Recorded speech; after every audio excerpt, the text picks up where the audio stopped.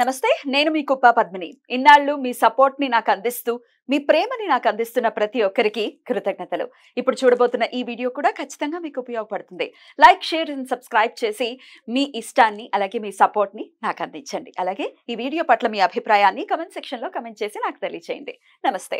జ్యోతిష్య శాస్త్రం ఒక అద్భుతం. వేదాంగమైన జ్యోతిష్య శాస్త్రం అనేటువంటిది మానవ జీవన గమనానికి ఒక వరం. జ్యోతిష్య శాస్త్రం నీ జీవితంలో వెలుగునింపే ఒక భాష. ఆ భాష నీకు అర్థమైతే ప్రకృతి నీతో మాట్లాడుతుంది. అస్ట్రాలజీ నేర్చుకోవాలి అనుకునే వారికి అద్భుత అవకాశం. మురళీధర శర్మ గారి అస్ట్రాలజీ క్లాసెస్ అతి త్వరలో మొదలు కాబోతున్నాయి. 100% జాబ్ గ్యారంటీ. వివరాల కొరకు సంప్రదించండి. నమస్తే, వెల్కమ్ టు అవర్ ఛానల్. నేను పద్మిని. ప్రస్తుతంతో పాటు ప్రముఖ ఆధ్యాత్మికవేత్త, జ్యోతిష పండితులు, అమ్మవారి సేవకులు, దత్త గణపతి ఉపాసకులు మురళీధర శర్మ గారు మనతో పాటు ఉన్నారు. మాట్లాడదాం. నమస్కారం అండి. మహాదేవ శ్రీమాత్రే నమః. అఖండ ఐశ్వర్య సిద్ధిరస్తు అని దీవించినప్పుడు చాలా సంతోషంగా అనిపిస్తుంది. ఈ అఖండంగా ఉండడం అంటే ఏమిటి అనేది డెఫినెట్ గా మనం ఆలోచించాల్సి ఉంటుంది. అంటే ఏదో 100 కోట్లు 1000 కోట్లు రావటం కాదు, ఉన్నదాంతో చాలా సంతోషాన్ని అనుభవించడం అనేది ఖచ్చితంగా మనం అవగాహనకు తెచ్చుకోవాలి. అలాగే ఆరోగ్యం ఉండటం అన్నిటికంటే ఐశ్వర్య ప్రదాయకదాయకం. ఖచ్చితంగా. అయితే ఈ అఖండ ఐశ్వర్యం ఎవరికైనా రావాలి అంటే ఏం చేయాల్సి ఉంటుందండి? తప్పకుండా అమ్మ. ఇప్పటి వరకు కూడా వాస్తవానికి అసలు ఈ వీడియో చేయడానికి కానీ, అంటే నేను ఈ విషయం చెప్పడానికి కారణం ఏంటిది అనేటువంటిది కూడా నేను ఈ వీడియోలో చెప్తాను. ముందుగా అఖండ ఐశ్వర్యము, అఖండం అంటేనే అసలు వెలకట్టలేనిది.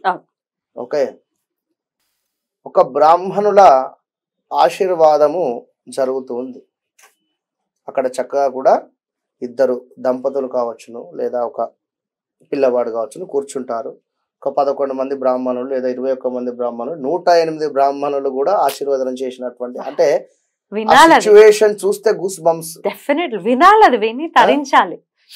అలాంటి సిచ్యువేషన్స్ కూడా చూసినవి, చేయించినవి చాలా ఉన్నవి. అంటే నేను చెప్తున్నాను, ఇంతమంది కలిసి అక్షింతలు వేయడం, ప్రత్యేకించి ఉపనయనాలకి, పెళ్లిళ్ళకి పెళ్లిళ్ళకు బాగా జరుగుతుంది. ఎందుకంటే ఆశీర్వచనానికి గురువు గారు కావాలి అంటారు. అంటే జనరల్ గా కేవలం ఆశీర్వచనానికి,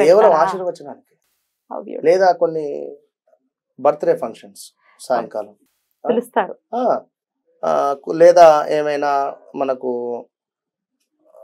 ఇది ఏమంటారు, సిల్వర్ జూబ్లీ వేడుకలు కానీ, లేదా వివాహానికి సంబంధించి ఎవరైనా మరలా అంటే అసలు ఆశీర్వచనం ఎప్పుడుగా అన్ని వేళలా కావాలి. అయితే ఎస్పెషల్ గా వీరు కావాలి ఒక 11 మంది కానీ 21 మంది కానీ చెప్తారు. అంటే ఈ టాపిక్ ఎందుకు అంటే, బ్రాహ్మణులు ఆశీర్వచనం చేసేటువంటి సందర్భంలో ఎంతటి పవిత్రత ఉంటుంది మనసులో, అంతటి పవిత్రతతో అమ్మవారిని వేడుకోవాలి. అంతే నేను చెప్పేటువంటి టాపిక్ అది. మరి అంతటి పవిత్రతతో మనం వేడుకుంటామా, వేడుకోమా? కనుక అమ్మవారు అంటేనే ప్రీతి. ఇక్కడ కొడితే ఏనుగు కుంభస్థలాన్ని కొట్టాలంటారు. ఎందుకు వచ్చింది అక్కడ? మరి అలాంటి ఏనుగులు లక్ష్మీదేవికి ఎంతో ప్రీతి. ఈ యొక్క వాహనము గజము అంటేనే ఎంతో ప్రీతి. అలాంటి వాహనాలు అంటే గజము అంటే ఈ యొక్క ఏనుగు అభిషేకం చేస్తుండే అటువంటిది. చక్కగా కూడా అమ్మవారి యొక్క తొండం ముందు నుండి వారు అభిషేకం జరిగేటువంటి సందర్భం కింద అమ్మవారు చక్కగా కూడా కూర్చొని ఉండేటువంటి పరిస్థితి. ఇట్లా అమ్మవారు ఆశీర్వదించేటువంటి విధంగా కానీ, అంటే రకరకాలుగా ఉంటుంది అమ్మవారు యొక్క ఐడల్. అలాంటి ఇటు ఒక గజము, ఇటు ఒక గజము, ఏనుగు మధ్యలో అమ్మవారు కుంభాభిషేకం జరిగారు. అలాంటి ఐడల్ ఇది నేను మైసూర్ ప్యాలెస్ లో చూడడం జరిగింది. మీరు ఈ మధ్య వెళ్ళారు? అవును, మైసూర్ ప్యాలెస్ లో చూస్తే నేను షాక్ అయిపోయా. ఇది ఏమిటి అని చెప్పి నేను చూసా. రహస్య పరిహార శాస్త్రంలో దానికి ఒక ప్రత్యేకమైనటువంటి పరిస్థితి ఉన్నది. ఇందరా ఇక్కడ ఏదో తోసేయి, ఏదో పెట్టేయి అని చెప్పి మన దగ్గర చేస్తూ ఉన్నారు. ఇంతటి మహారాజే అంటే తన గురించి అని కాదు, ఇక్కడ మీరు అర్థం చేసుకోండి. ఇక్కడ అన్ని కోట్లు ఉండేటువంటి మనిషే అక్కడ భగవంతులకు ఆ విధమైనటువంటి మర్యాద, అక్కడ ఉండేటువంటి విగ్రహాలు కానీ ఎంతో అద్భుతంగా ఉన్నాయి. అందులో మనం ఎంత అంటే వారితో మనం పోల్చుకోవడం అని కాదు, మంచి మనసుతో ఖచ్చితంగా మీ యొక్క గుమ్మం మీద తీసేటువంటి డోర్కు దానికి సంబంధం ఉండదు. పైన మనం ఏమంటారు చౌకిట్, చౌకిట్ కడప పైన అదే సింహద్వారం పైన ఉండాలి. మీరు డోర్ తీసి ఇప్పుడు మనం ఆ యొక్క ఫోటో గానీ వారికి చూపెట్టండి. డోర్ తీసి పెట్టేటువంటి దాని మీద ఉండకూడదు. ఊరికే డోర్ తీయడము పెట్టడం అది కాకుండా అక్కడ ఒక ఛాన్స్. రెండవది మీ యొక్క పూజా మందిరం అద్భుతంగా ఉంది అనుకుంటే పూజా మందిరంలో కూడా ఏమైనా ఆర్చి లాంటిది వస్తే ఆ ఆర్చి పైన కూడా వేయించుకోండి.